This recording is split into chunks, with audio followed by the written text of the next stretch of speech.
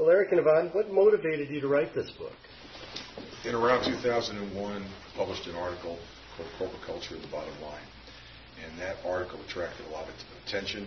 People were interested in how you would actually manage corporate culture. And then I began doing some presentations on culture management. And people began asking, can I go deeper into this? Do you have a book?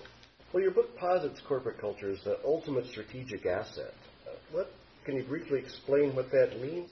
Most people think a culture is a very abstract concept, but what we've been able to show through our research is there are certain key dimensions of culture. It's the way the organization treats its customers, it's the way it treats their people, standards of performance, accountability, openness to innovation and change, and sort of other company processes. And those things have a direct impact upon the performance of people and turn the bottom line. A good example of that is Starbucks' philosophy statement of culture, which says the way we treat our people affects the way our people treat our customers and in turn our financial performance.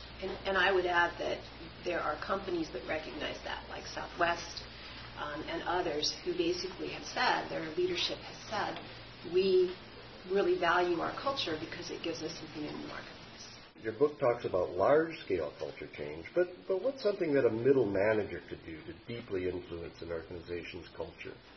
A middle manager plays a role as a role model in an organization's culture, and the middle manager can use some of the tools in the book to manage up, to manage down, to manage across. A lot depends on whether the culture of the particular company is functional or not. If the culture of the company is dysfunctional because of the most senior leadership, the middle management can play a role and can become a leader just like they can with leadership development, but it's a lot more difficult. Building on what Yvonne just said, the middle manager needs to understand the core values of the company's culture and needs to be a role model to demonstrate those and to reinforce those on a regular basis.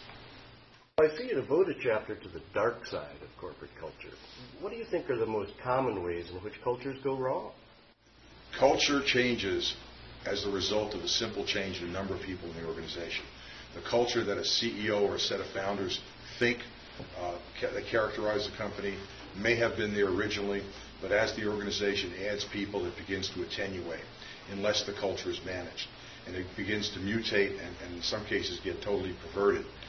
So the main way it goes wrong is by bringing in new people who don't share the values, and when the organization is actually not managing the corporate culture, that can lead to very surprising, unintended, negative culture consequences. And I would just add to that there are times when the founders of an organization set the organization up for problems because of dysfunctional aspects of who they are. Yeah, there are a number of examples we have in the book of founders of a company where their personal values, they may want to be successful in business, but they have other agendas, and particularly in a family business. They may pit members of the family against each other, or they're actually CEOs of companies where they're not family members, but they have personality quirks, let's say, and those quirks get into the culture, and they will create a very dysfunctional, negative environment. Well, finally, what if a company assesses itself as having a good corporate culture? Culture, by definition, is going to change as the size of the company changes in scope. Google is a good example. There are a lot of positive aspects of Google's culture, but Google is already experiencing some difficulty, and Google has taken some significant steps to manage its culture, like having a chief culture officer.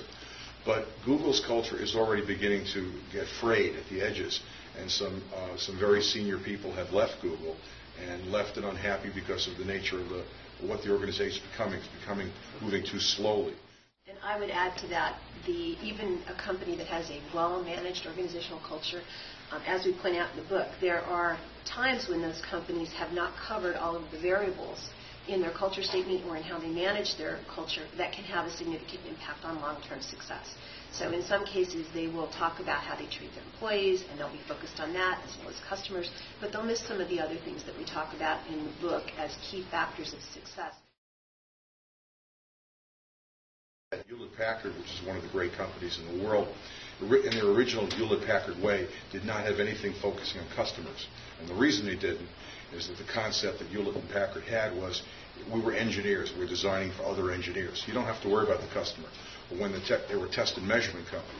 When the technology changed from test and measurements to computers replaced test and measurement equipment, and they moved in the direction of computers, they didn't have in their culture something about customers. And I believe that was part of the problem that led them to go into a somewhat downward spiral, which they've now corrected. Well, great. Well, thank you both very much.